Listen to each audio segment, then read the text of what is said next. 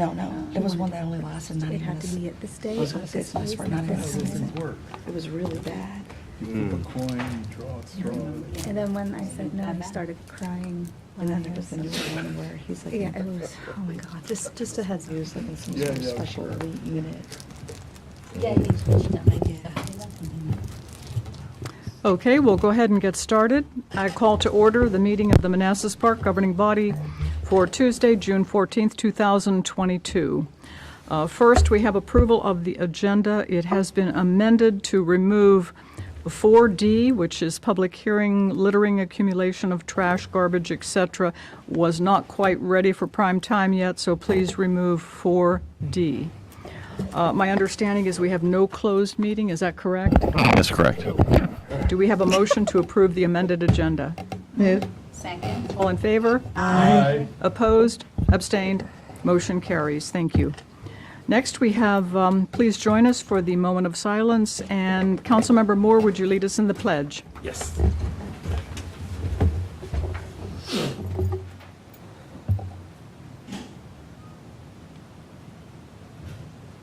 I pledge allegiance to the flag of the United States of America and to the republic for which it stands, one nation, under God, indivisible, with liberty and justice for all.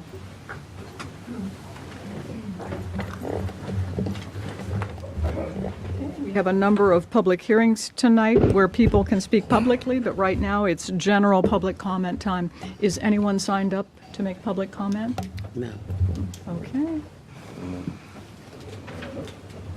No? Okay, and we've received no emails or any communications whatsoever, okay?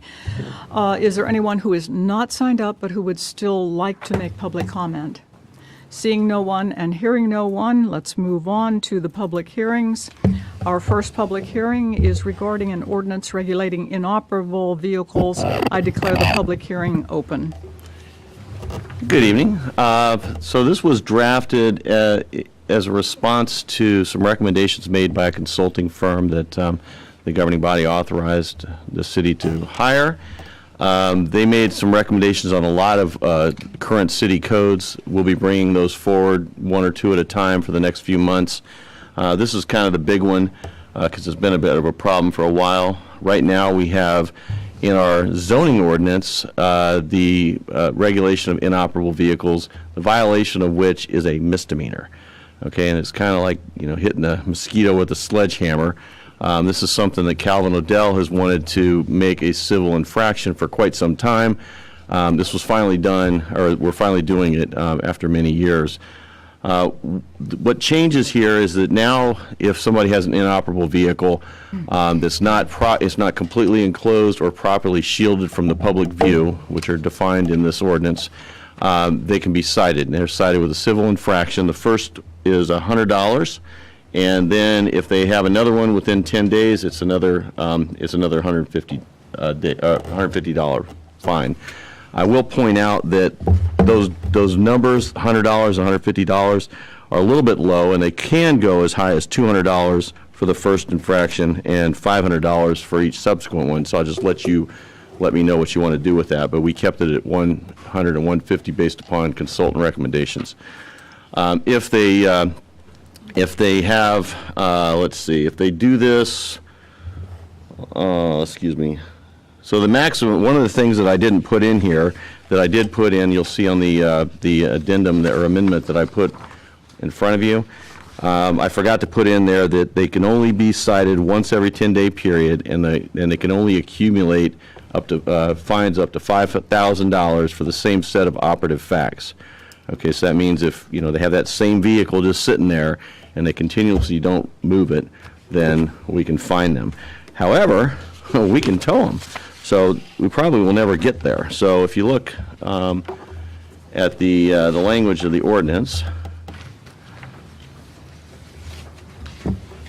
basically we notify them. Let's see. If you look at what is it, page 5 of your packet, and you look at number C, or letter C, it says, upon determining that an inoperable motor vehicle is being kept in violation of this section, this code section, the city manager or his designee will give written notice of the violation to the owner And then he has basically 30 days to remove that. If he doesn't do it, he's fined. And then I believe it's the $10 or a failure to remedy the violation after the second notice within 10 days is a, well, I ain't coming this up. So the first one, you get a civil infraction.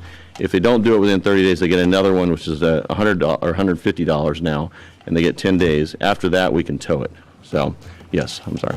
10 business days or 10 days? It's 10 working days, so that's, it's called working days, which means it doesn't include weekends or holidays, city holidays. And then so we can tow it. Then we can also sell it if they don't come and get it after 7 days. That's 7 calendar days. Doesn't define written days. So when we tow it, they're told the time. They have 7 days to come and get it, or we'll sell it. And then we sell it. We can take those proceeds and apply them towards the amount owed to the city. 7 days is our calendar days. Those are calendar days, yes.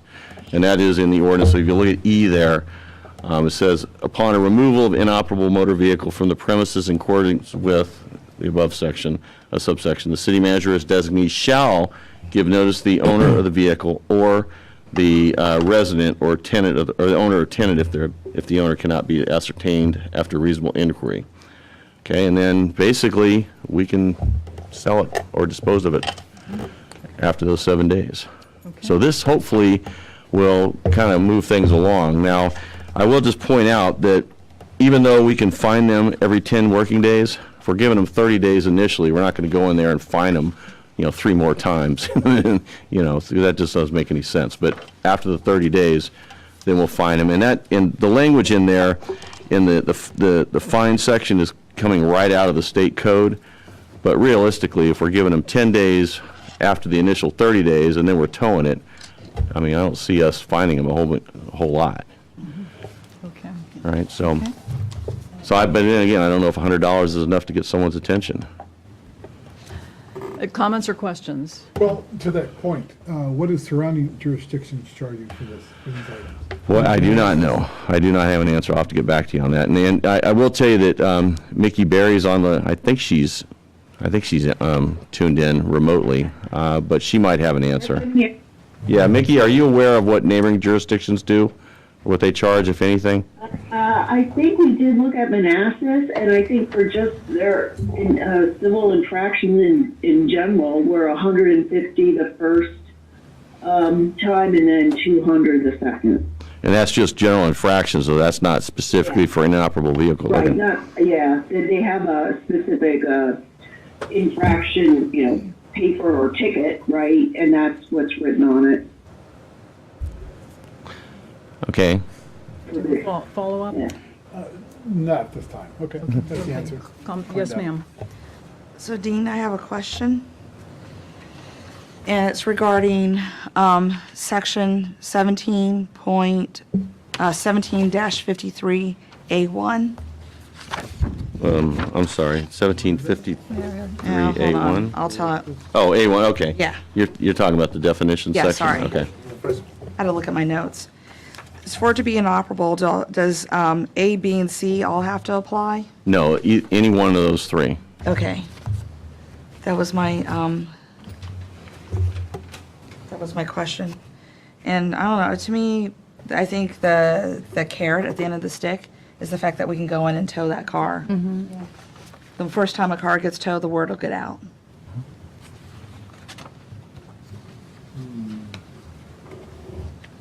Who will do the towing? One of our contractors? Yeah, we'll contract it. Okay. Now, I know this is a separate ordinance, but I just want to point out, so we have $100 here for the first, and then $150 after that if they don't remove it. The ordinance coming up here, dealing with grass and weeds, it's $50 and then $200. So it seems a little bit, like, there's only $150 for still leaving your car out front, $200 for not mowing your yard. I don't know, I'll leave it up to you whether or not those are fair amounts. But the 50 and 200 for the next one, as I'll explain, is what's allowed under that enabling legislation. This here is lower than what's allowed in the corresponding enabling legislation, so. Okay. For the You have a towing? follow-up? Yeah, just to add for the towing, we if you've noticed for the police, we've already started towing vehicles that are in significant have a lot of parking ticket violations and are delinquent. So we started that on May 1st. So we'd be working with that company as well for this to continue that towing. Okay.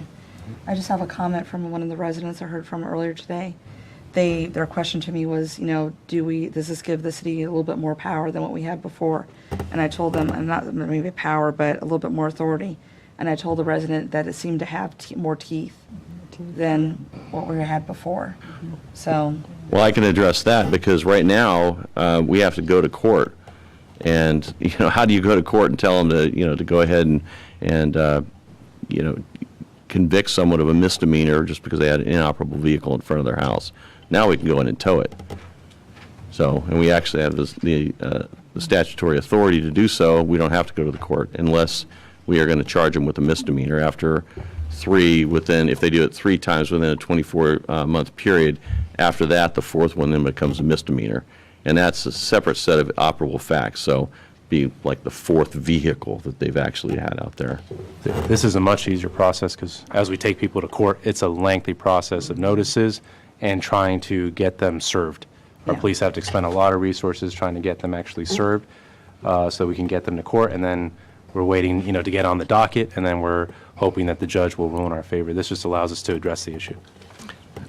I also want to point something out. So we require them to be completely enclosed within a structure, except that if you notice that if on it's on page 6 of your packet, it says, notwithstanding any of the other provisions of this section, the owner of an inoperable motor vehicle, if the owner of an inoperable motor vehicle can demonstrate that he is actively restoring or repairing the vehicle and it is shielded or screened from view, okay, that's different than being fully enclosed, then that inoperable vehicle and one additional inoperable vehicle that is also shielded or screened for view and being used for the restoration or repair may remain on the property. So we're allowing them to have up to 2 that aren't completely within a garage or some other enclosed space, just shielded. So theoretically, someone could be working on it, in their driveway as long as they shielded it when they're done. Is there a time limit on that? No, there's not. And that's just per the enabling legislation as well. And the shielding material could be anything? Well, it's not. No, it can't be. So if you look at the definitions, Sorry, I didn't hear your question. I'm sorry, the shielding material, can it be anything? Okay. Cardboard box?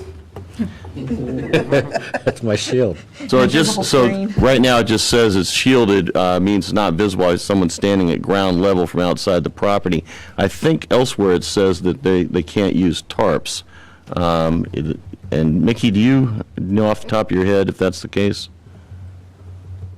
I know we used to have that. That's actually in the original language under Section 31, but that language isn't in there under the proposed ordinance. Okay. It doesn't describe what it is. Now, if you want to describe what you want to see, I mean, you can limit how many can be outside of an enclosed space. Okay, so you can describe what that means. So if you can limit the number, you can then describe what it would be if it's not completely enclosed. So I have another question. Yes. By completely enclosed, that does also mean like if they have an engine or car parts, that would have to be covered as well, or just can't be sitting out there on the driveway? Well, that's part of and I think the inoperable vehicle definition includes parts, does it not? If not, If you're refurbishing it. No, it doesn't say that. Oh, yes, it's Didn't it say engine. that if you're working on one? yeah, so any parts, You can have 2, and you can be Right. working on one. But my question is if someone, let's say someone's working on it and they've pulled the engine out because, I don't know, they're swapping it with a super fast engine.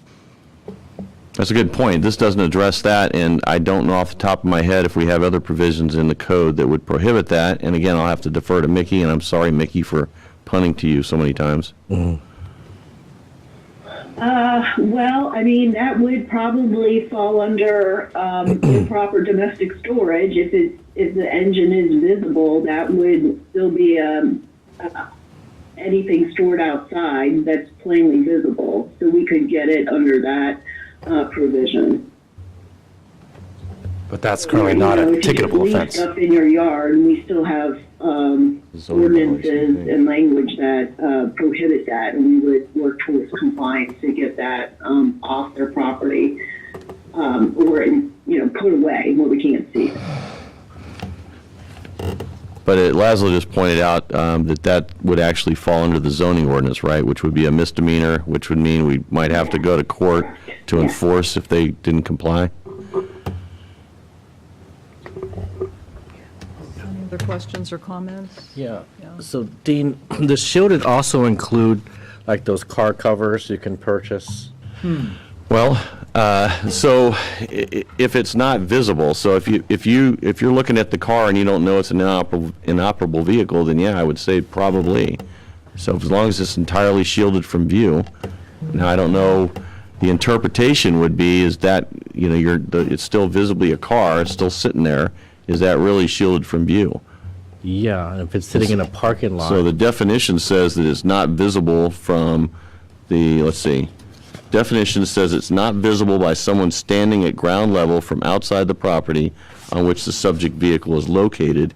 And we've had this language in our code under the zoning ordinance, and Mickey, how have you interpreted that in the past? Well, that's where that language about a tarpaulin or any other covering didn't suffice as being fully enclosed. So what did you require then? What would it mean then realistically? But how we, in practice, if we could not see, even if it had a tarpaulin on there and we couldn't see it was inoperable because we couldn't see the license plate and the inspection stickers or any other visible item that would that we could clearly observe that it was inoperable, then we would really just leave it because we couldn't prove otherwise. So then it's safe. So a car cover then would be considered shielded from view then essentially, Well, by default. Depending. Unless we can see something visible that deems it inoperable based on the definition. So it's up on blocks, and then. But Mickey, if I'm correct, if we saw it before they covered it up that it wasn't operable, then we put the burden of proof on them to demonstrate that it is now operable. Absolutely, Okay. right. Mhm. So then that would not qualify as shielded or screened for view because there's a difference between just covering it with a car cover and not being able to tell that it's inoperable versus shielded or screened from view and not visible. So you're saying if you already know it's there, it's inoperable, and they put a car cover on it, then it's not considered shielded, right, or screened.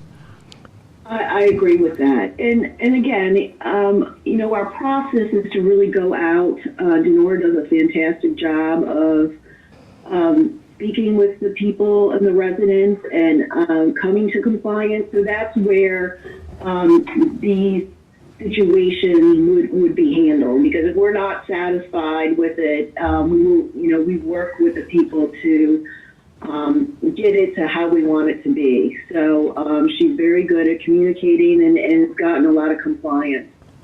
So that's just an extra tool, that communication and the relationship she's forged with several of our residents. So I think we can have this under complete control. And if it's a situation where we don't know, we talk about those among staff to make sure, we have all the proper definitions and whether or not we feel it's a good case. We won't have any situation where somebody could claim that we were doing, towing or any enforcement that wasn't in compliance with the regulations. Okay, so to prevent ambiguity for that section B, is there any way we can make a parenthetical reference of, see the definition of shielded or what's not shielded, i.e. or e.g. not a tarp, not cardboard? The Councilmember Moore's question. Something to provide some clarity there so that our citizens can read this and not need an attorney. It's just in plain English so they can understand it. So here's what the enabling legislation, so it doesn't say exactly what shield is from view it means, but it does say that when authorizing the governing body to determine how many vehicles can be kept outside of a closed area, it does say, but which are shielded or screened from view by covers. So that kind of implies that your car cover would be okay unless it was up on blocks or something. So, Okay.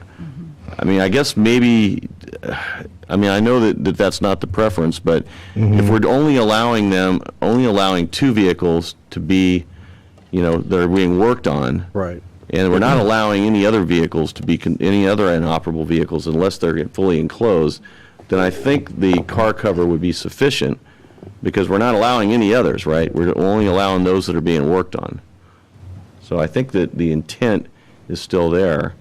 And then, I guess theoretically, the car being worked on, they'd have to cover it back up when they're done working on it. Okay. You have a follow-up? No, thanks, Steve. Yes. You would? Go ahead. Dean, I do have some concern about the 150. If we're charging $50 for one occurrence with the grass being too high, and then $200 for any subsequent fines after that, it would seem to me that the 150 with these inoperable vehicles is just too low. It should be probably bumped up to $200 to maybe $300 for that second offense, if they haven't remedied the situation. Well, that's why I put it in there, I so you know, guys I could appreciate talk it. So I and was see. just, my concern is that 150 is too low for that second offense. Do we know how much it costs to tow? When they get towed, what that fee is that's passed on to them? I have to look, Chief, do you know what the cost of towing usually is? Gas. Yeah, but we don't pay anything. It's the person who pays it to get, yeah. Yeah, I'm just wondering what we're passing on to 250, them again. yeah. Then there's Okay. like a storage fee and overnight. Has to be accounted for when they go to get the car out, especially if you go to auction it off, they will take that off the top. Oh, gosh. And what's the storage fee, like 75, 100 a day? First day is like half, and then after that, it starts increasing. Can you repeat his answer? I couldn't hear. He was just saying that the towing just recently went up to $250, and then the storage fee, or to maintain on the premises, said like the first day is half the usual rate, and then it goes up after that. I don't know what's the daily rate, you know? I can get that information from Martin if you need it. Okay. He doesn't have the actual number right now, Okay, 250 for towing. Okay. but it's gonna, It can't be towed until 30 days after.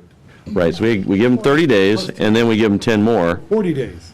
40 days. But I think we want to get to the point that we don't get to that That's, point. exactly. Yeah. That's why I think that second higher fee is Yeah, because But I think $100 will kind of scare you a little bit. I mean, if you don't do anything in 30 days, and it's 150, and then you don't do anything in 10 days, then they tow. It's actually 50 days total. 50 if they don't do anything about it. So it's 30 days, then we give them 10 more days, and then after those 10 days, after 10 more days, we tow them again. Yeah. So you're they still get paying 50 about days, 50 if you don't do anything about it. yeah. I'm just not sure 150 or even 250 is that high enough to be an incentive On the not to west have side, the it might be. vehicles. Well, they're gonna lose their vehicle then. Well, yeah, 30 $50 days in, later, yeah. I right. think, but I also think you have to take mean- into consideration the people that live next door to that. I mean, I've had that. I lived next door to a house for 4 years, that inoperable vehicle in the backyard, and it does bring down the quality of life. And you also get tired when people come over. What is that like? Don't even start. So I am, and you think about then also the cost on the city employee to have to keep going back out there, the police department having to go out there. So I think you it does have to be above. I do agree it has to be above 150 for all those different reasons: quality of life, the amount of not burden, but the amount of staff time that it'll take. What were you recommending? 200? Yeah, 200. 200, instead of the 150? Instead of the 150. Okay. And then it becomes in line with what we're proposing for the grass. Okay. Same as the grass. Is that for the second violation or the first one? The second, Each okay. each The second, subsequent yeah. one. each subsequent one. I thought you were talking about the first. Still 100 for the Still first one. 100 for the Okay, first and then okay. 200 That for the 100 second. should get people's attention. You'd hope. Yeah, we should. So are we in general agreement to change it to 200? Okay, it's fine, thank you. Okay, any other comments? Yes? Yeah, my question was geared towards the trailers, I guess. Are these hitch trailers we're talking about? Well, let's see, they're as defined in the state code, so I could pull it up and see what their code, what the, Yeah, I just want to know because Yeah. are we talking about boat trailers, U-Haul trailers? I mean, what storage, stuff like that? What's the definition for that?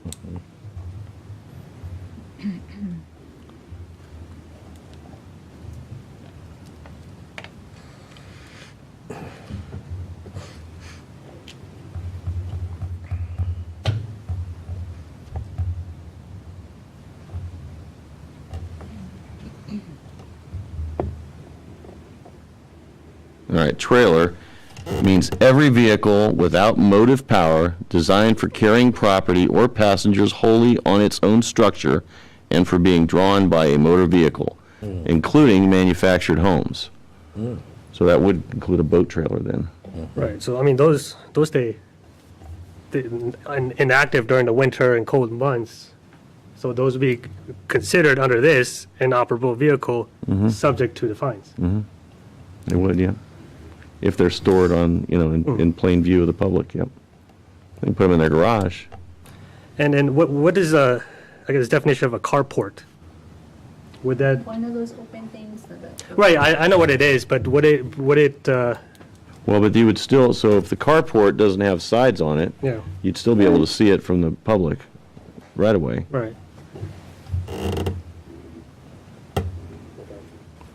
So they can't even put the trailer in their driveway or carport then? Not if it's still visible from Yeah. the right of way, the public right of way. What if they don't have a garage? Well, that's what I'm saying, yeah. They can't shield the boat, so they have to, Use I your- guess. Don't we also have that ordinance where you can't park the boat outside anymore anyways? yeah, off-street parking, yeah. Yeah. I'm talking about driveway and carports. But usually trailers, for them to be operable, they have to have a Well, state tag. yeah, so. They also have to have a city sticker. And they have to But- be inspected. But it also means, so inoperable, it means it's not in operating condition. So, I mean, that would mean like what, no tires? Yeah. I mean, so it's just up on blocks. So I guess a regular one that's, you can tow around would be fine. Or one that's sitting in someone's yard and, overtaken by Yeah, Mother Nature. Right. okay. So something that's licensed and tagged and Yeah, that should be okay. and with wheels is fine. Yep. Okay. Follow up? No follow-up. Okay, Thank you. any other last comments, questions? Okay. Let's see, is there anyone signed up to make public comment? None, no one. Anybody? Okay, is there anyone who's not signed up who would still like to make public comment? Seeing no one and hearing no one, do we have a motion to close the public hearing? Second. All in favor? Aye. Opposed, abstained, motion carries. This will be voted on June 21st. Thank you. And Mayor, I just want to clarify, so the addition I put on there for the $5,000 maximum, that should be part of the ordinance for next. I'm sorry. The addition I gave you that said that you couldn't fine them more than every 10 days, and also the maximum total fine could not exceed $5,000 within a 12-month period, right? Or actually, it's just for the same set of operable facts. Okay. So that was something I added, but I just want to make sure that that's what you want me to present for a vote next Tuesday. Okay, Is that correct? Yes. Okay. thank you. Thank you. Our next public hearing is for right-of-way vacation of portions of utility easements on Signal View Road. I declare the public hearing open.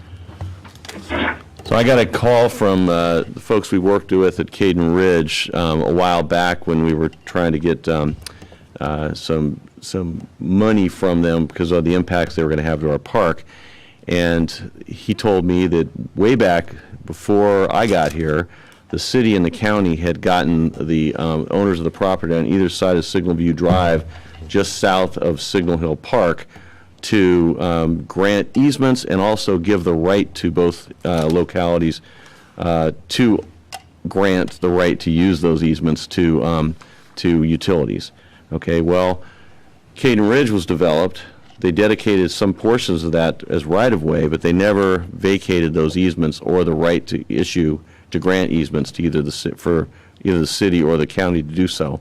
VDOT is now requiring them to do that as a condition for taking over the maintenance.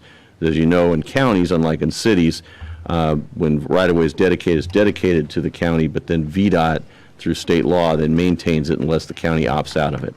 And Prince William has not opted out of it. So VDOT's requiring it. The documents you have in front of you, the deed and the plat, have been negotiated between us, the Caden Ridge owners, Prince William County, and VDOT.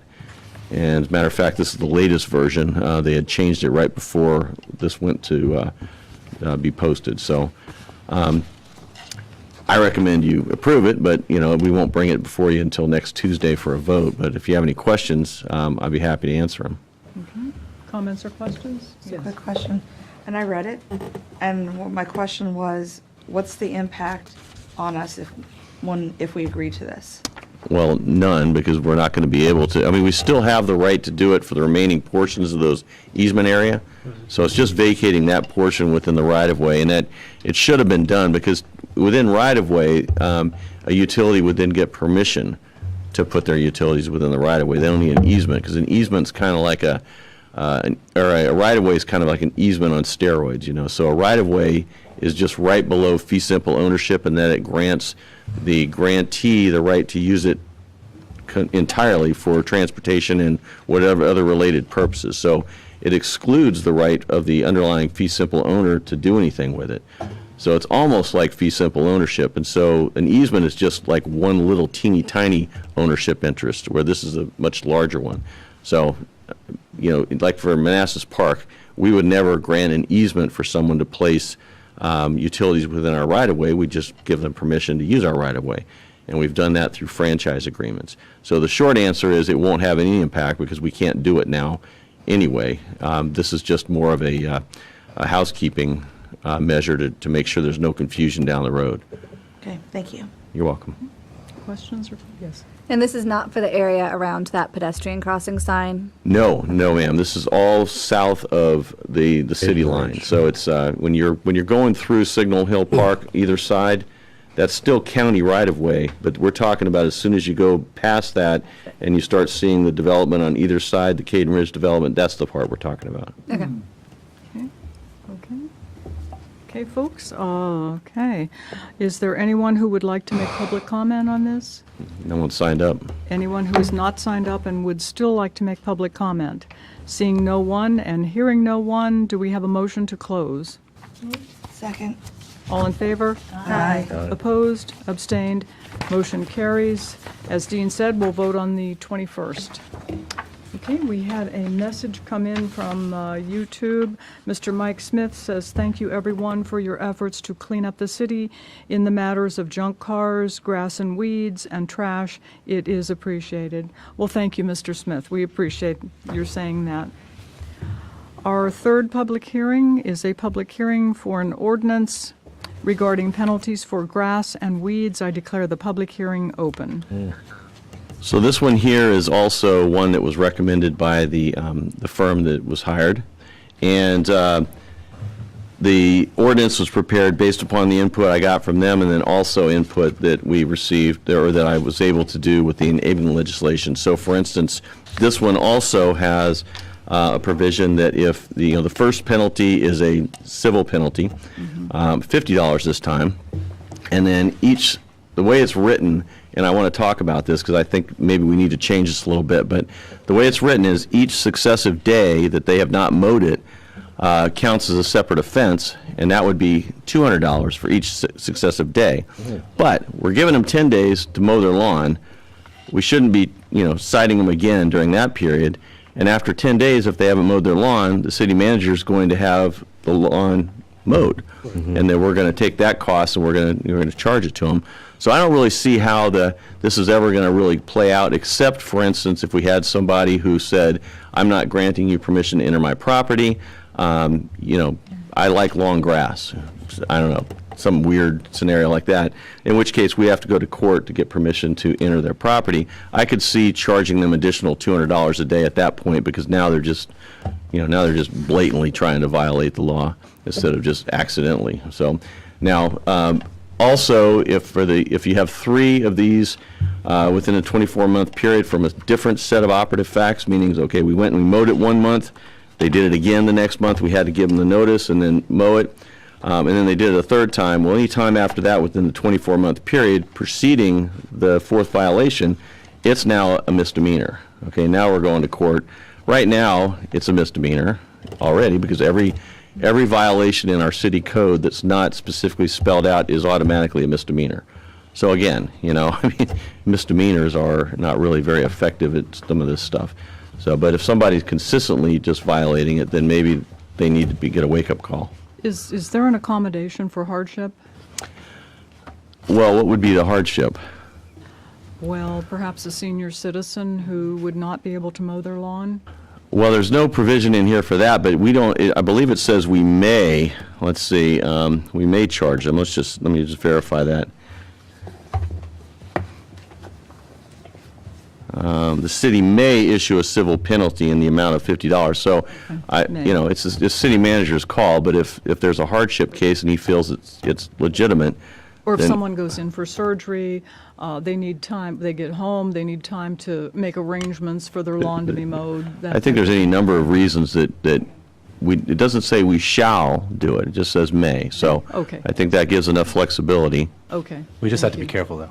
Beg your pardon? We have to be careful, because I don't want to be accused of discriminatory decisions on when we provide, allow them to have this, not enforce versus when we do enforce as well. Right. That's Yeah, why I so- was wondering if it should be written in the,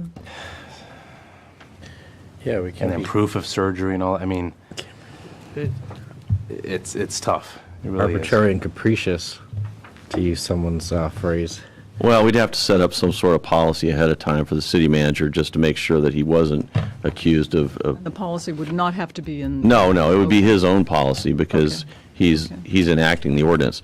I also want to point something else out to you. If you could look at, I guess it's page 19 of your packet at the very top. It says, "For purposes of this section, one written notice to the owner of record of the subject property per growing season shall be considered reasonable notice." Now, that was recommended language. I don't really agree with that because, I mean, this is basically saying that if somebody allows it to grow up to 10 inches again, we can just go in there and mow it. I don't know how you cite them without giving them notice. So I'm not sure what we're doing there. So I'd recommend we take that out. Okay. I agree, because I didn't understand what the meaning of Yeah. it.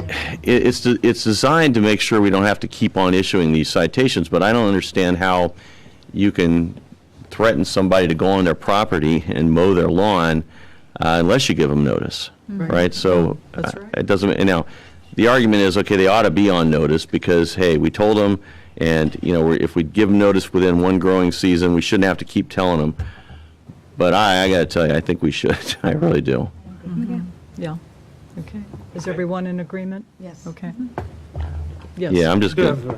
have a question. I think there was a verbiage in here that's saying the notice is being delivered to the owner of the property, Right. right? So my only concern about that is I think we should change that to whoever's occupying the property. Well, the reason it's the owner is because it becomes a lien on the property if they don't do it. Now, we can always put in there that we give notice to the owner and a tenant if Right. applicable. I think the tenant needs to know too, because this is what I do.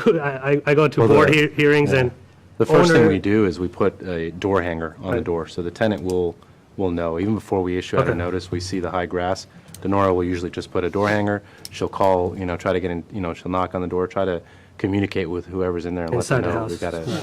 we gotta cut the grass. But to Dean's point, we have to cite the owner of the property. But sometimes when the letter goes to that address, you might not have the owner's actual mailing address, right? Well, we will send it to the address of record. So we go and we find out what the record is with the city. Now, I can put on there written notice to the owner of such property and, if applicable, the tenant. The tenant, yeah. That makes sense, but Right. clearly we need to also notify Yeah, the the owner owner. too, because of the lien, yeah, I forgot about that. But I think the tenant needs to be in there too with the verbiage. Okay? Oh, that was the only thing I had. No. Just out of curiosity, Dean, as to how you came about with 10 inches. It seems a lot tall to me. It is pretty tall, but that's like, when it finally reaches that height, it's very offensive. Okay, before that, I mean, you know, around here, sometimes you'll notice, when it starts raining every day and you can't get out and mow, it grows pretty quick. And then, you know, you go out there and you finally get a sunny day and you go and you mow it, it could have been over 10 inches easily. You know, within that period, it grows very quickly. So the idea is, I guess, to make sure that people are paying attention to their lawns and not just letting it go. But to Preston, I think, Preston's point, I think you mentioned it, that if they're not there, or whoever mentioned, I apologize if it wasn't Preston. But Jeanette, I'm sorry. So if someone's just not there, and they're on vacation for a couple of weeks, and they didn't really think about this, then yeah, it could be a problem. They come back and they have a jungle. It also gives people a chance, like you said, if it rains, you know. Yeah. It grows quick. Any comments or questions? There is case law, in fact, Supreme Court case law that supports this. I was wondering if this trumps private property rights, but there's actually case law supporting the right to mow in the city to keep the community beautiful. So. Right, well, yeah, it becomes a public nuisance at a certain point. Right. And there is that authority. Especially if you start getting animals living in there and stuff. And there's been a number of cases that already. Attacking small animals. Now, this also might, you may remember we had some problems a couple of years ago with a certain association, residential association, that wasn't mowing an area, and then some of the houses that backed up to that were complaining because they were getting snakes and rodents and stuff in there. This would allow the city to go in and mow it and then charge them for it. Yeah. And that would also make those residents, it would take a lot of burden off of those residents. It would take a burden off of those residents. Yes. Because some of them do go out there because they don't want it in their yard. Will go out there in that high grass and mow it down to keep their yard and their animals and their children safe. Yeah, that is a burden. Yeah. Yeah, and we do seek compliance. We don't want to be punitive, but we do seek compliance. Are there any other comments or questions? Yeah, my last thing was the fine, I guess the 50 to 200. Should we just move the 50, the first fine, to 100? Well, that's actually in code. So different code so section. we can't do that. So $50 is set out in the enabling legislation in the Code of Virginia. There are two separate code sections for each of these two ordinances. They'll authorize the city to do this. So the 50 and 200 we're stuck with. I see. Okay. As far as That's fine. the cap. You Yeah. could lower it if you wanted to, but the cap is 50 and 2. Any other final comments or questions? Okay. Is there anyone signed up to make public comment? No. Okay. Anyone who is not signed up but who would still like to make public comment? Seeing no one and hearing no one, do we have a motion to close? Second. All in favor? Aye. Opposed, abstained, motion carries. We will vote June 21st. 4D has been struck. Item 6, we have a presentation from our Commissioner of Revenue, Ms. Wood.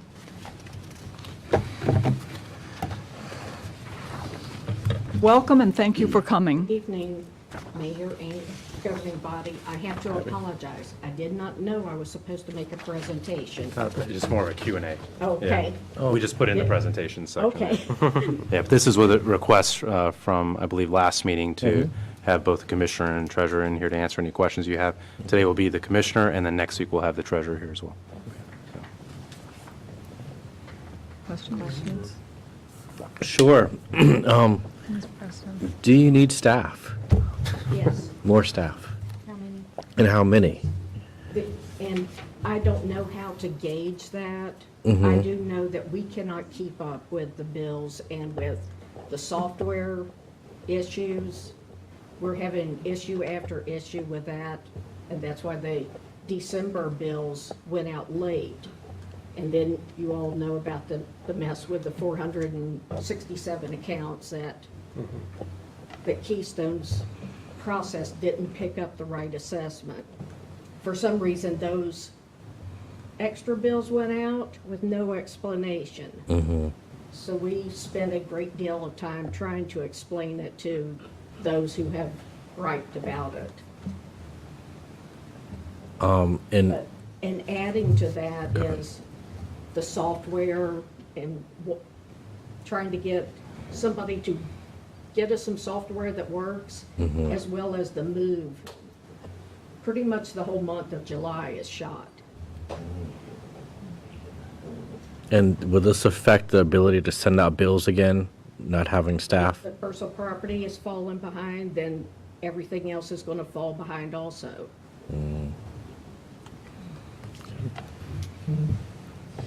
With the increase, with the potential increase of more businesses, what do you think that workload is going to increase upon your office?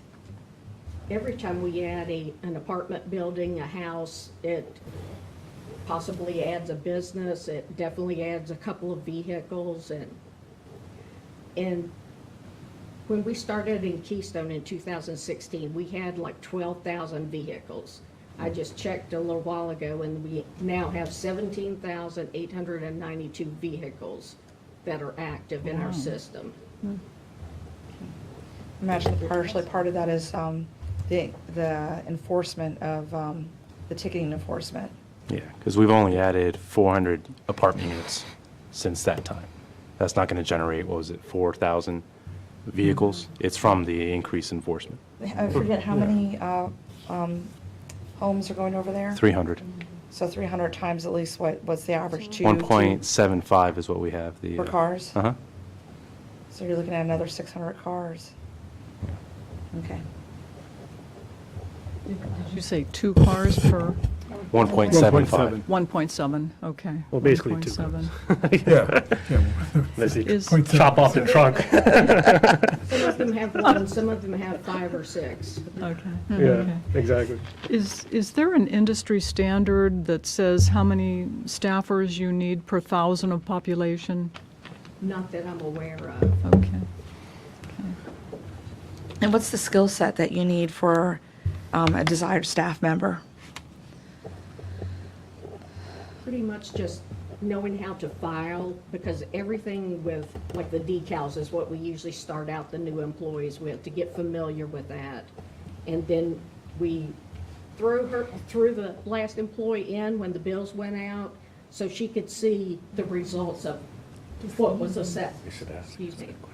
What was assessed and what needed to be corrected, what didn't get done. And it takes a good 18 months to 2 years for somebody to go through every cycle of the income tax and business license and personal property and decals and. So it takes probably maybe 2 to 4 years before they really understand the pulse of the job. At least 2. Okay, yes. thank you. Yes. Thank you for coming before us this evening, and for your comments about needing more staff. The question I have is, Parks and Rec has been very successful with employing seasonal employees as they need them during certain times of the year. I'm hoping one day that Public Works will also be able to bring in seasonal employees. Could that work with you in the Office of the Revenue during times where there's a time crunch, and I'm sure it could be calendared, we can bring in some part-time people to help out? We don't have a downtime. We go right for, like I said, from income tax into business license, into personal property, then into real estate. It's always something. Are there legal issues with bringing in certain types of employees? Like you wouldn't want volunteers from, say, the schools because they would be viewing personal, private information? They Is would that- have to sign a confidentiality I agreement. see, okay. So I don't think Interns- there's an issue with that. Would interns be something that could be sought out for your department? Internships? Possibly. And who pays? Just to let you know, before your time, when we were getting onto Keystone, we were so far behind that we brought in interns, 16 of them. We still didn't get done. Wow. And who would pay for the new employees if we were to hire new people? Like, does it come from our budget or does it It come from does. state? It's from. Yeah, it's From our our budget. budget, okay. The state doesn't adequately reimburse neither Debbie's office or Patty's office. Where they only authorize you 1.5, or they fund you at 1.5 FTEs. Yeah, and they don't even fully fund that. It's what they determined the pay is, which is nowhere near Northern Virginia requirements. Yeah, I think Yeah. that the pay for the employees is like around 20,000 that they, and then they pay half of it. Jeez. Yeah, 'cause they're supposed to contribute because these are constitutional officers, but we just don't really get the adequate support from the state. And plus, I think, oh, sorry, No, I have a question. with 3 staffers, I think you have? I mean, that, Four including her. 4 including her, but Yeah. 3 staffers, right? So if one goes on vacation or sick leave, the burden falls on the rest of the staff. Right. You We know? had that during COVID. Right, so some staffers might not feel they can take that PTO time, right? Yeah. So they're losing that vacation time because they have an obligation to the city, which is, We all did that last Exactly. year, lost. and I heard that too, that's why I bring that up. And so that's why I think, when we talk about budgets, the FTEs and all departments across the city needs to be on a staffing level where they can adequately service our residents and their office. And if we're going to grow, we're not at the level that can absorb that. Right. Yeah, so. We've been understaffed for so long. Exactly, so I think that's why we should start considering these other departments as. And this is big. yeah. We had the late tax bills and the error Exactly, already. so, yeah. Councilmember Moore, did you Well, have I a question? just say that I think, Mayor, your comment was well spoken as far as industry standards. There have to be industry standards, and maybe ICMA or some other these other institutions would have them, but there has to be. The state does, but what they say is we need 1.5 employees. But that's only to do this work for the state. That Yeah. doesn't include the work that's done for the city. Or maybe we need to look at other cities that are our size, that has. Exactly. And determine, so we need to do some research, is find out, city our size, how many employees do they have in the revenue office? Wait, And begin to well- make some comparisons. And we might, well, some jurisdictions don't have a commissioner of revenue anymore. That's true, they got rid of So- them. We tried. Yeah, so we'll have to go probably a little further south. I mean, we can look at Falls Church, They still Fairfax have- City, and Manassas, and Okay. even Fredericksburg, I think, has them too. So those are probably the closest cities that are comparable to us, and we just do a ratio. Yeah. But I ratio. probably want to do, we did one in 2017 for all departments or for the entire city, so I can do one by department to kind of see what the ratio, we usually do it for the budgeting time, so you see PD's ratio, the 1.5 officer per population. Absolutely. We're way below that, so the fire department department, showed way behind, yeah. we're way behind by like 20 FTEs at least. So most of the departments Public are Works facing are way this. behind. Yeah, Public Works is gutted by 40% after 2009 and never recovered, even though the population has grown by Right. a third since then. So we're facing this across the city. That's a good point to make out. I mean, It's valid, but, and that's why I keep pushing kind of the economic development stuff, the business mixes, right? To have the money so we can continue to decrease the tax rate. Because again, I want to remind everyone, if we get our tax rate down to 145, we're almost same competitive rate as Herndon and Vienna. And those are much more wealthier communities than we are.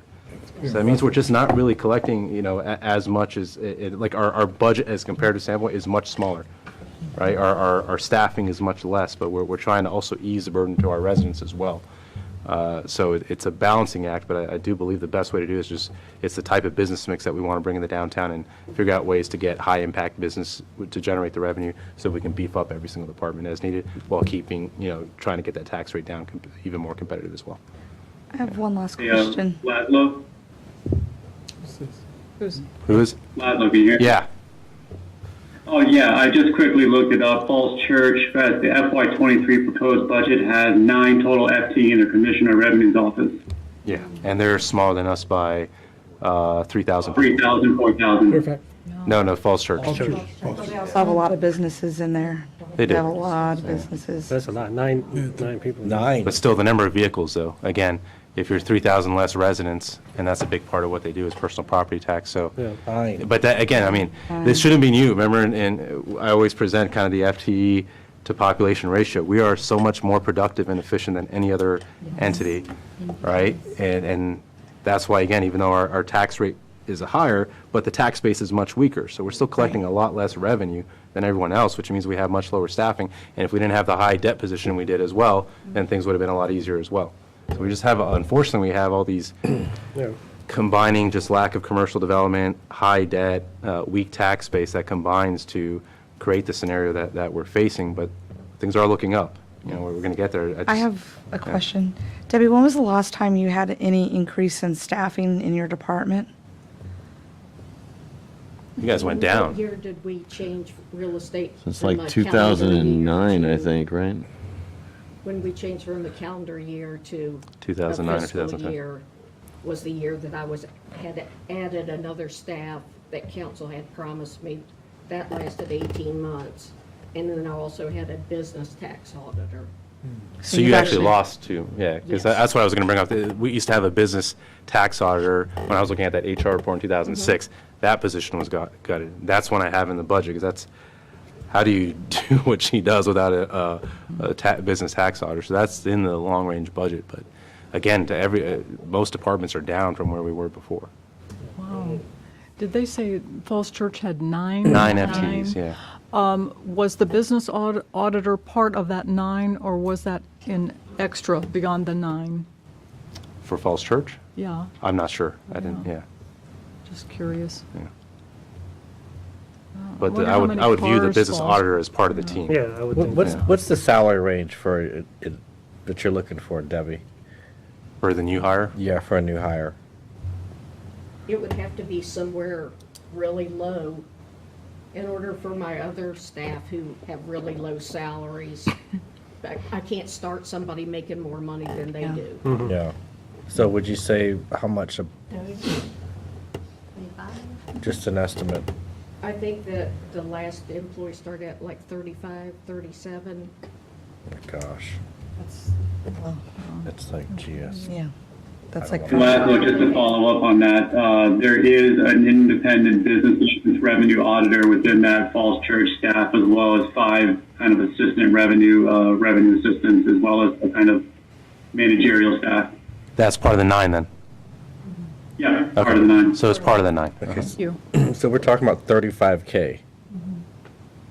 But just so you know, when I hired my last employee, we only had 3 applications. You got to factor in benefits as well. So looking closer to 50. And it all depends on health insurance, which we know is way up there as well. So it just really depends on what plan they take. If it's a family, you're talking about potentially, versus no health insurance, you're talking about a $15,000, $16,000 impact in benefits. Okay.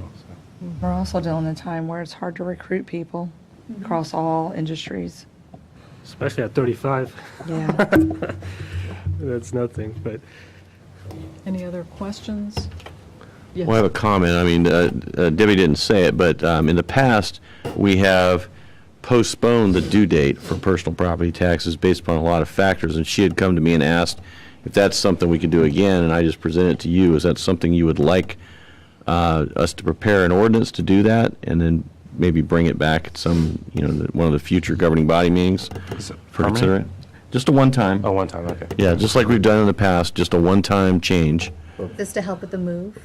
What's to help them based upon, she's not going to be able to get them out until late. Okay. Get them out in Oh, then we Well, should do it then. we've Yeah. done that before. Yeah. There's precedent for Right. But I want to give you a heads up that that's something I'd like to do that and have it ready for you. But when would you like to bring that forward, and what would you like to push the due date to, I guess? David's recommendations is what I think would be best for her. Yeah. What do you think?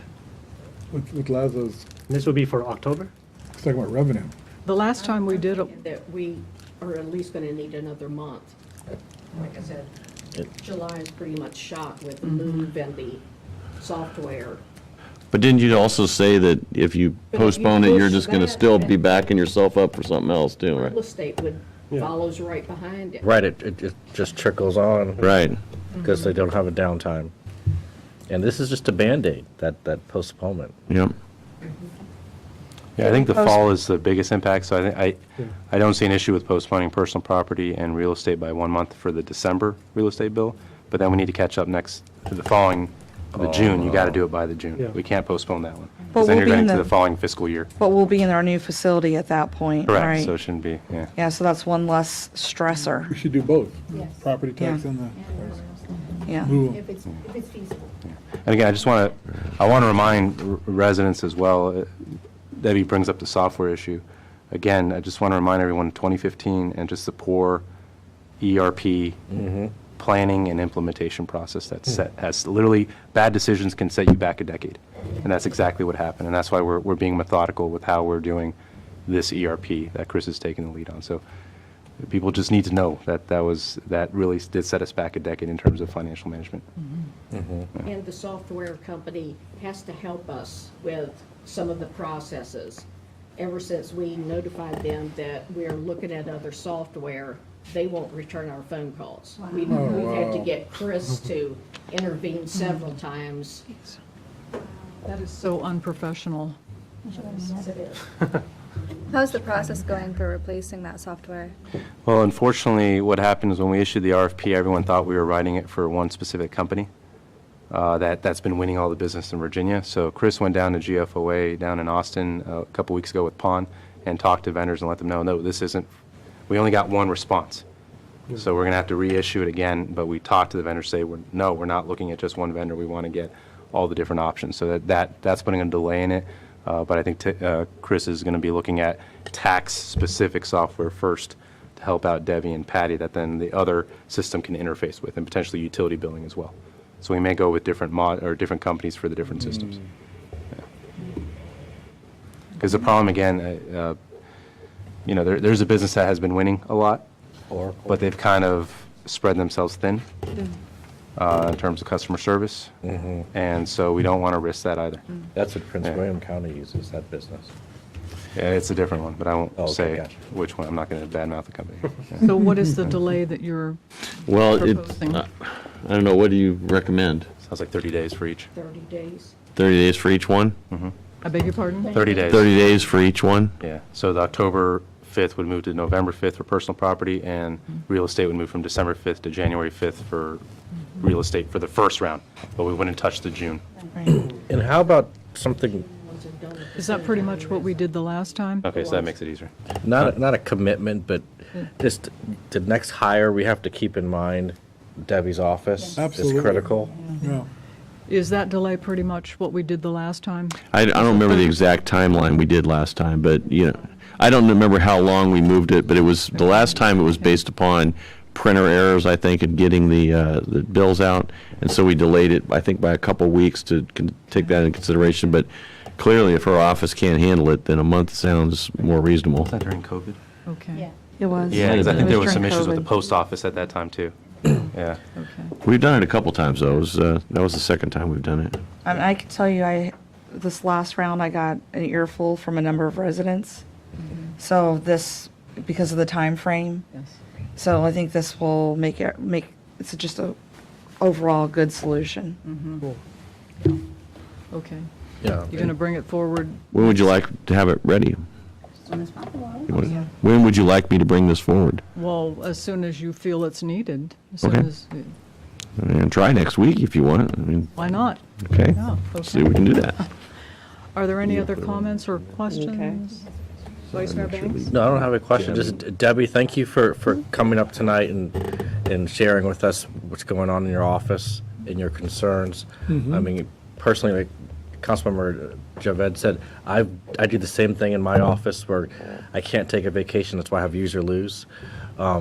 Because you come back to a lot of work. It's a burden to take a vacation.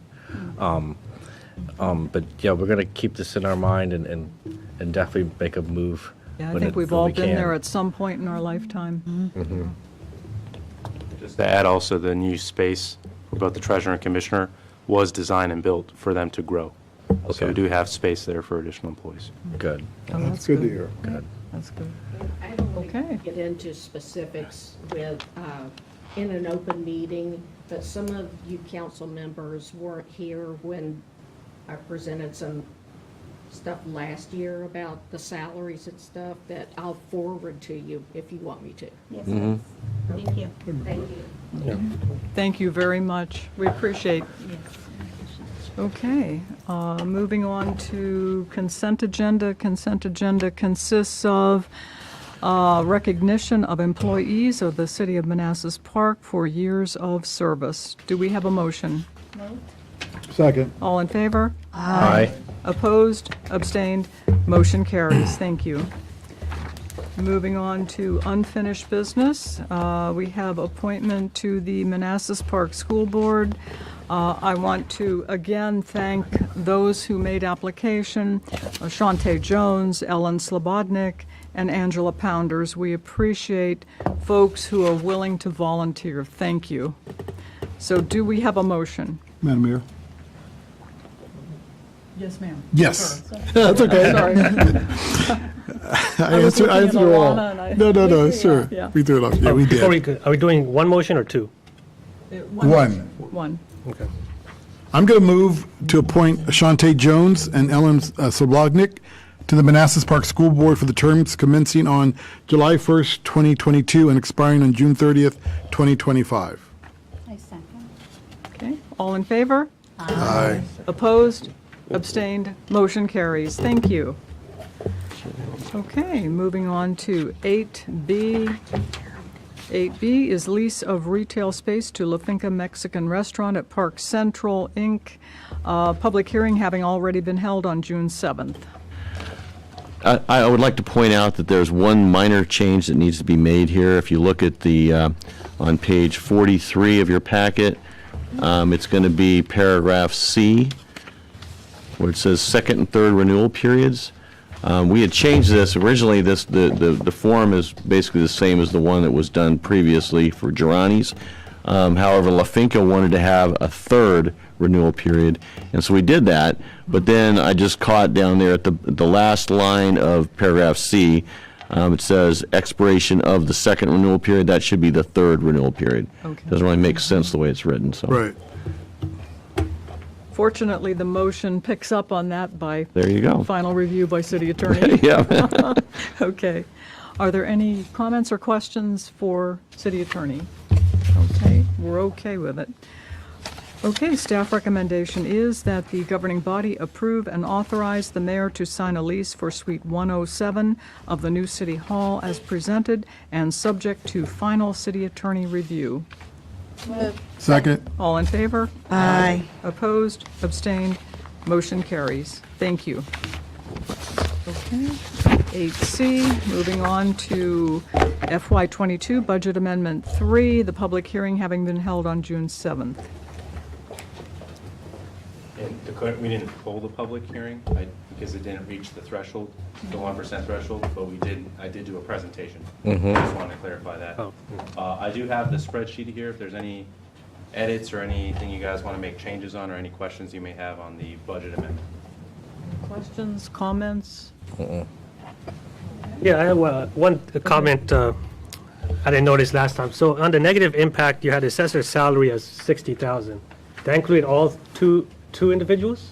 Well, so remember, it's Three, I only, mean? it's only for a few months out of the year. It included 2 individuals for about a month, Oh. and then we lost the appraiser. So Oh. it's not a full fiscal year, and it's Yeah. not 2 full FTEs. We hired 2 people, and then we lost the appraiser. Yeah. And so we're recruiting that. So really, it's just one person. Okay, so this is just for one individual right now?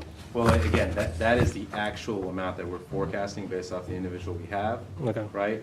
The person we had for the month, what their actual salaries and benefits were for that month, and, the remainder of the year. So it's just now that we have the people in position, or that we have, and still have the person, we know what the actual cost is going to be. Basically. Okay. And that's what we adjusted. So that, again, FY23 will be totally different because Right. we're budgeting for 2 full FTEs for the entire year. Okay. Oh, that was it. Okay, no follow-up? Okay. No questions. The staff recommended motion is that the governing body approve and adopt the FY 2022 Budget Amendment Number 3 as presented. Moved. Second. All in favor? Aye. Opposed? Abstained? Motion carries. Thank you. Okay, moving on to new business. We have Virginia Career Works MOU. Good evening, governing body. Randy Knights is unable to join us this evening, but I believe Ms. Seema Jain from Skill Source is here to answer any questions you may have on the MOU or the work that they do for our community. And we have done this repeatedly for, Correct, yeah, yeah, okay. 3 times at least over the last, Yeah. since I've been here. Sometimes we have to reinvent the wheel. Yeah. Okay. Comments or questions? We apparently have no comments and no questions. Okay. Thank you for being with us. Thank you all so much. Is there anything you'd like to share with us? Just that we did look at our current caseload. So we have 7 residents from Manassas Park that are currently active enrolled in our workforce programs.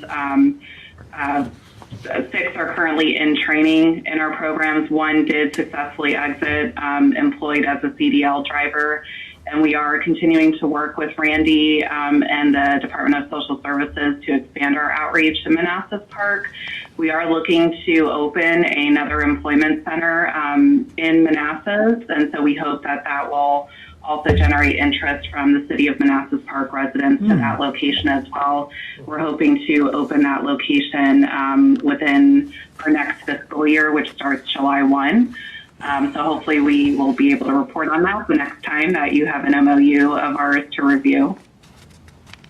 That'd be exciting. Any comments or questions based on what she shared? Okay, well, thank you. Let's move on to staff recommendation that the governing body approve and authorize the mayor to sign the Virginia CareerWorks Center System Memorandum of Understanding and Consortium Agreement as presented and subject to final review by city attorney.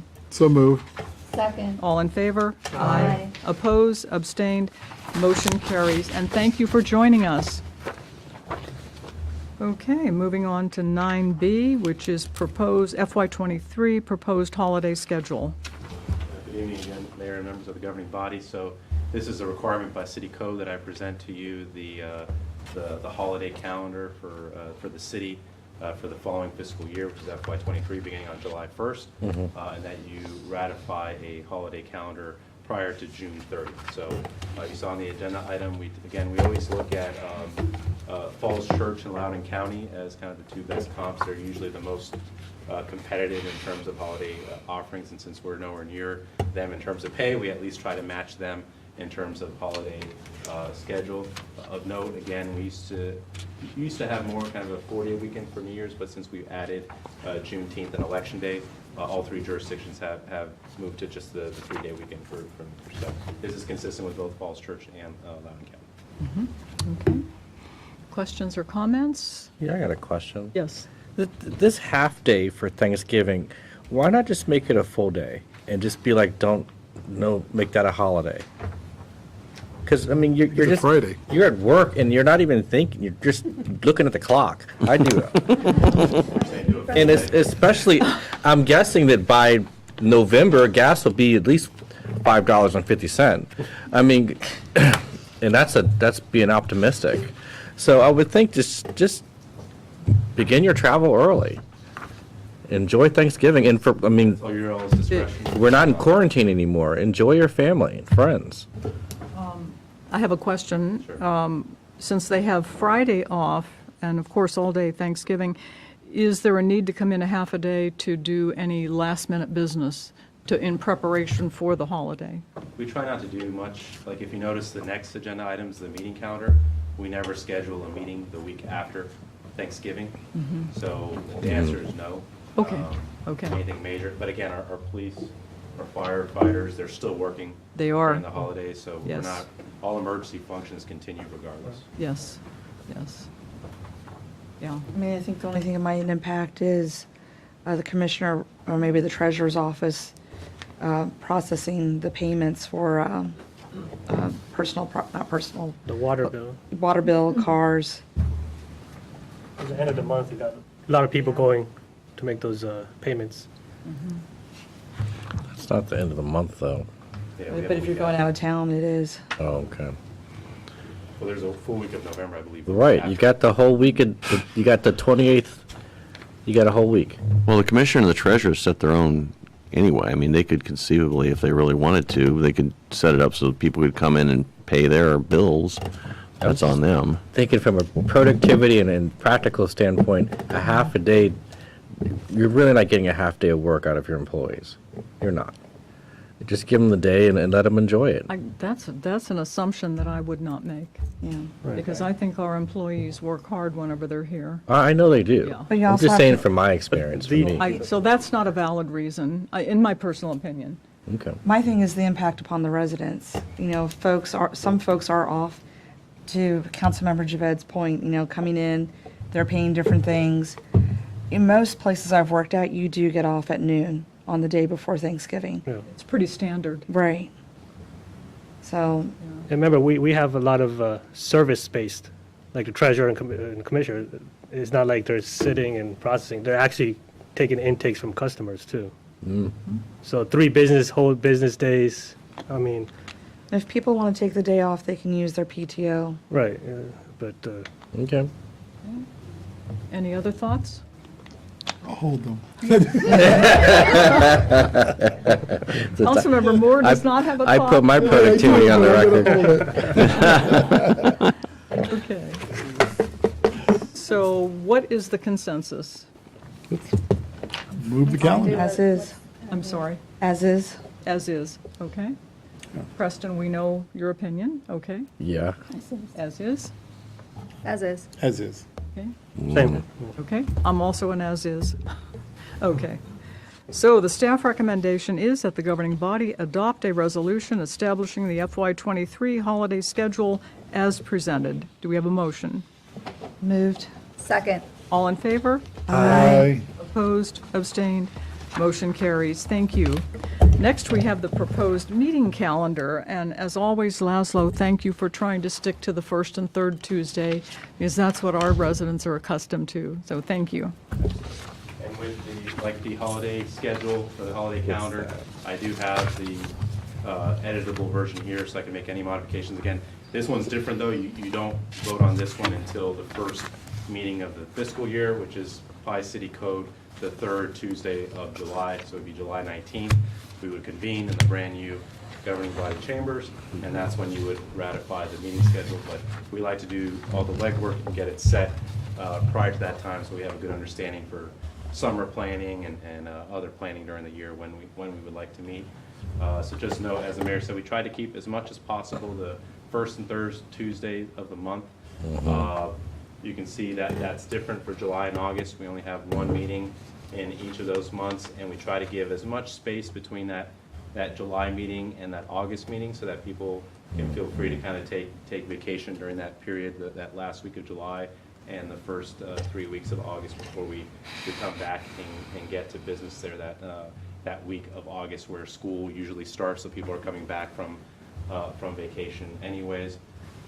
When I met with Mayor, she made a great recommendation of pushing back the meeting from September 6th to the 13th, just in case people want to come back a day later from Labor Day, so there's no rush to come back from that holiday. So we did add, so you notice September is the second and third Tuesday instead of the first and third Tuesday. No real change to October, November, it's pretty standard. The one change, or one in December, I know it's hard to see it on this screen, but just notice December 13th is purple. And that's intended for a budget work session. We're usually doing the mid-year budget at that time, so we usually end up doing 3 meetings in December to go over normal business and to really dive deep into the mid-year budget amendment. When we go over end-of-year budget closing, we usually present the audit results at that time as well. And then we, yes. December 13. Oh, the 13th. Yeah, the 13th. So I know it's hard to see the purple here. It's Yeah. a little bit clearer on the agenda page. It's just this screen. I'm sorry, Not which showing one is purple? December 13th. Yeah. December 13th. And it's not really So then, purple. if we have a meeting on the 13th, do we need one on the 20th? I think if we get our business done at that time, I think you can say we don't need that meeting. Yeah. I have a question. And actually, it's your discretion. I mean, you can just say, let's just do the 6th and the 13th and not meet on the 20th. Yeah, It's to just me, our that's my recommendation, that we meet on the 6th and the 13th and not meet on the 20th. So people can enjoy the holiday. Yeah, the whole week of the holidays. We should meet all the days. Consensus? Yeah. I'm fine. I have another question, though. Yeah. In the years past, we've had to meet on the day after election. Yeah, but this year the election is November 8th. Okay, that's right. Second Yeah. Tuesday.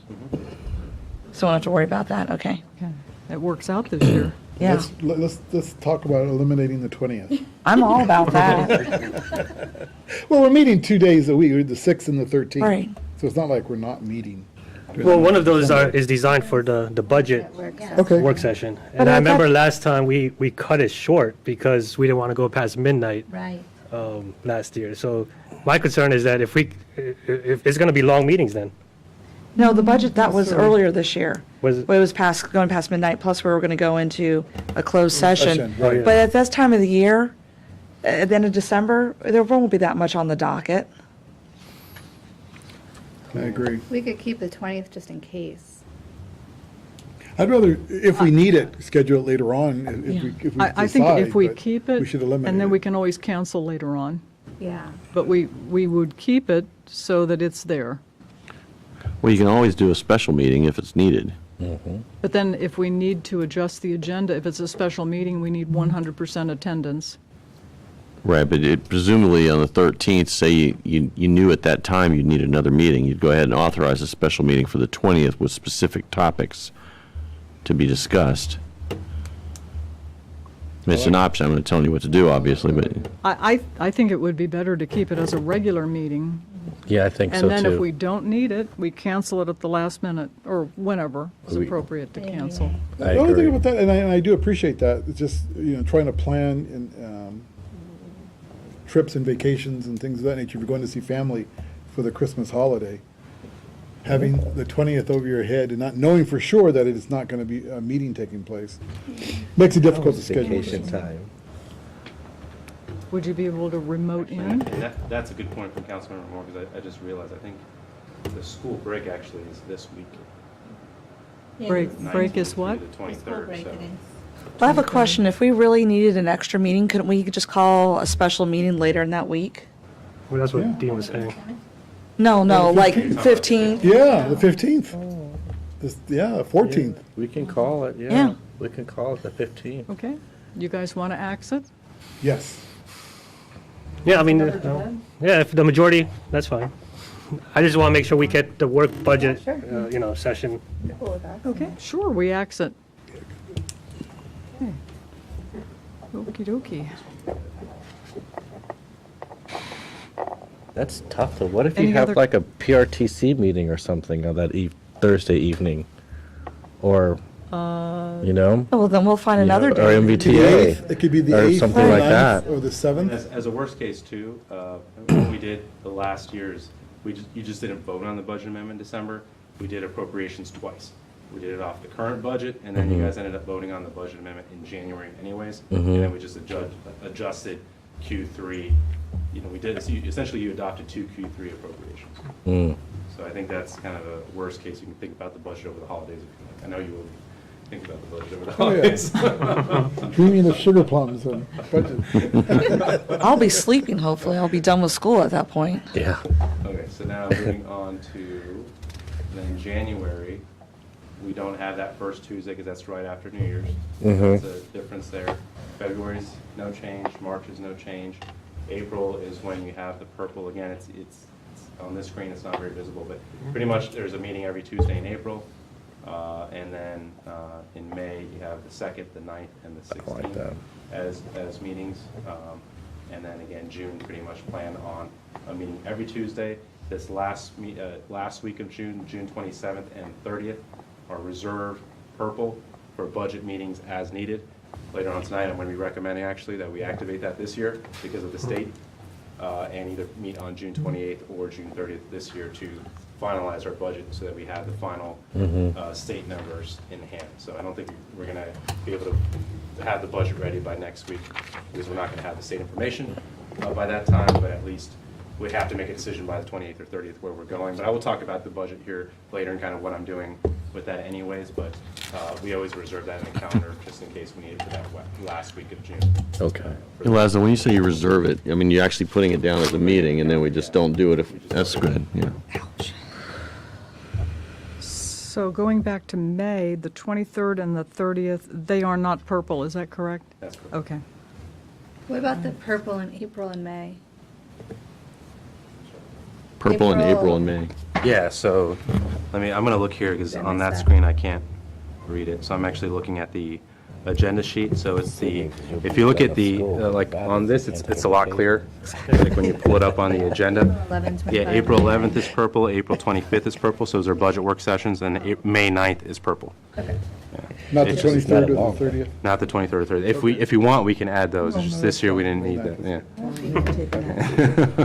Next year, maybe use green. Yeah, it's clear here, it's just not, this screen is just not. Yellow or something. Yeah.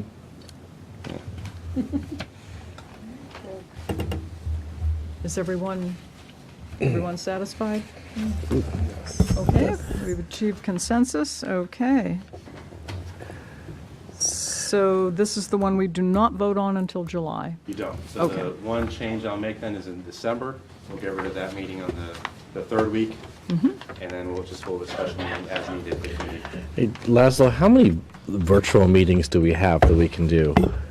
2? Thanks, Daryl. Daryl, he's got that. He knows. Well, that's for personal reasons. If you're Right. sick, you can do more than that. For personal reasons. Got Right. it. Okay. All right, so then I'll go ahead and update this and update the ordinance and have that ready for the July 19th meeting. Thank you. Okay, moving on to 9D, conveyance of Naylor Family Cemetery to the city. This is the result of the authorization that you gave me to pursue the acquisition of this, that the goal being that the city would acquire it, put a fence around it, and make some changes, and then convey it over to the family trust or the family association that's been formed. I believe that so there's an association that owns it, and then the trust that'll run it. And I think both of those have now been formed. The form of the agreement has been signed by the Hilton family, the Hilton Foundation, I should say. So it's just basically ready, waiting for the mayor's signature, and then we will acquire it. And then so it would have been a little awkward if on Juneteenth we didn't own it. So that's why I had to kind of rush to get it on the agenda tonight. But we'll own it, and then you can convey it once we get, once it's appropriate. Obviously, we won't convey it before Sunday because, we haven't made all the changes, but That sounds great. Thank you, Dean. Any You're welcome. comments or questions? I think we're all good to go on that. Staff recommendation is that the governing body approve and authorize the mayor to sign a deed that conveys to the city the cemetery parcel abutting Costello Park in Section 6 of the original development as presented and subject to final review by city attorney. So moved. Second. All in favor? Aye. Opposed? Abstained? Motion carries. Thank you.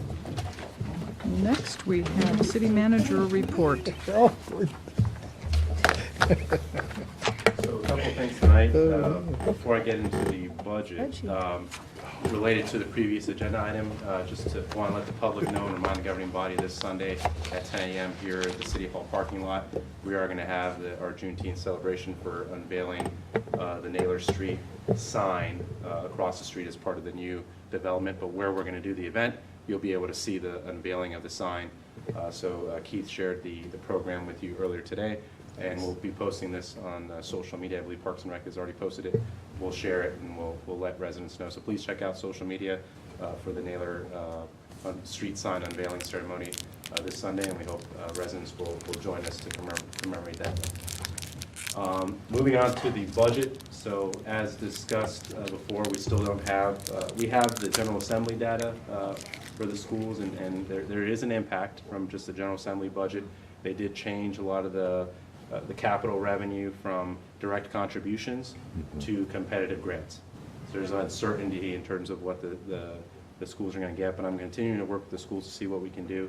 Just as an update for you all, what I've been doing with the sales tax being, the sales tax, grocer tax not applying to localities, we were able to put back the money that we had removed from sales tax. So that beefed up the sales tax dollar numbers. And if you look at the tax rate, so we added the sales tax, and I'm going to show you another change that I made to keep trying to get that tax rate down regardless of what happens with state revenues. If you go down to facilities in the CIP, give me 1 second. You have the police department, the rooftop HVAC units. We're pushing that back 1 year, but I'm keeping $30,000 in there for ongoing maintenance of that old system, the projected costs, working with Calvin about what, if things fail in the next fiscal year, what we could do to keep that system going, so we can push that cost back 1 year, so I can get another penny down on the tax rate this year. So I'll show you where I'm at with the tax rate. So remember, we advertised at 149. So by making those two changes, we got it down to 147. And I'm working with schools, and my goal again is to be able to come back on the 28th or 30th and say $1.45, the original goal that we had, to get it back down to that. So I am working on that, but as of right now, the numbers got to 147. If you agree with that modification of pushing back the HVAC project 1 year to FY24. So that's the update that I have for you. Wow. Thank you for your effort there. What is it now, 153? That sounds good, sounds Yeah. positive, 53. yeah. So cross our fingers. 153 right now, so But proposed was we'd be going down 149, 6 cents. We advertised 149 though, so a drop of 4 cents, but now we're down to 6 cents. And I am working with the schools. We believe we can get it down to 145. But Lazo, the police, Wonderful. is the PD able to have their roof repaired so the leak's no longer? Don't touch that. I looked at every single capital project, and that's the one that I identified. I talked to both Chief Lugo and Calvin today about the risk associated with that, and that's why we wanted to keep that 30,000 for just potential repairs that we'll have to do to keep it working for another year. That way we can at least try to keep getting that rate down. They just need a new HVAC system? What's that? They need a new HVAC system. Is it operating now? It is. Yeah. It's just not It's just very old. optimal. So it's the rooftop units that need to be replaced. What about the leak in the electrical room? That's still in there. We haven't touched that. Yeah. These are separate projects. So I tried to see everything that we could potentially touch. That was the only obvious candidate that I saw. Okay. Yeah. Well, I know the residents will certainly appreciate staff efforts, because with inflation the way it's going, I mean, food inflation was projected to be 9% by the end of the year. It's already 11.9 Wow. on overall food. Yeah. I think the eggs have increased by double digits. Eggs, Yes. Yeah, basic of everything. I'm buying generic brand. I stepped I down. could not believe that the overall food inflation was about 12%. I couldn't believe it. But it- So, In the grocery store, you see it. Yeah, yeah, Yep. absolutely. and what's the city contribution to the schools is not being touched? No, we bumped, so 13 million. in my original budget, we had 13 million. Right. We bumped up to about 13.85 million. Okay. So we're adding about 850,000 additional more dollars to the schools because of the loss of revenue from the state. So we're not touching that. Okay. The goal, again, has just been to try to figure out how to get down to that tax rate without impacting schools. But again, we're engaging with schools, so we're seeing what they can do within their budget, just like what we did here, to try to still get down to that 145. Okay. We feel confident we're going to be able to do it unless the governor comes back with any major vetoes and edits that slashes funding further to the Yeah. schools, then we may not be able to get it. How long does he have to do that? I think sometime this week, Okay. we have to hear back. But That's say- why I think we have to agree today that the meeting on the 28th or the 30th does have to happen. Yeah. We're not going to know by next week. So- Or have enough time to make adjustments. The 28th for certain. Yeah, So Okay. that's in addition to next week's meeting or instead of? it's an addition unless you want to push back. No, I would never do that. No. He's not going on summer vacation right now. So you're saying the 28th or which, are we saying the 30th? 30th. It's your all's discretion. Yeah. The question is that, all right, say the state budget doesn't touch the schools, and the schools getting the full funding from the state, right? Can we amend this then later, The tax rate. after the June date? No. Once you set the tax rate, Yeah. you don't want to touch it. That's sad. Even if you could, I advise strongly against that because of the software challenges that we talked about before. You do not want to be playing, like, once we program that in the system, Yeah. let's not touch it the rest of the year. But they need to approve it by the 30th, you said? The state budget? It does theoretically. Yeah. I guess, I don't know what would happen if they don't, if they go to shutdown mode. But we have to make a call. We have Yeah. to make a decision what we're doing, at least. But again, even assuming the loss of funding, I've got it down to 147. Yeah, Keep- no, that's, Keep working. yeah, that's good, yeah. So I missed it. Are we meeting the 21st? Yes. We are, yes. We are, okay, okay. So it's a What do you guys toss-up, that either prefer, the the 28th 28th or the 30th? That's a Yeah. toss-up, okay. Can someone check really quickly what, like, the drop dead date for the governor to sign the budget? We can veto it too, though. That's the true. problem, yeah. What is drop dead date to make a decision? I I think it was sometime this week, because it was 7 days from the time he received it, which was last week. Yeah. He received it sometime last week. We should be consistent and do the 28th. Yeah. And schedule the 28th. Unless it's too much for you to No, the finish. 20th is fine, yeah. Yeah, I think that's easier, consistency to is do it- good. Do it Yeah. Tuesday night, and we make a decision regardless of what happens. Right. Okay, okay. And again, we have that big contribution to reserves in FY '23, so as a worst case, we can tap into that. I always hate doing that, but we can do that as a worst case if the state government does shut down and they haven't figured out what they're doing. Yeah, we're trying not to do that, though. I mean, we've already tapped into it. Yeah. Any other comments or questions?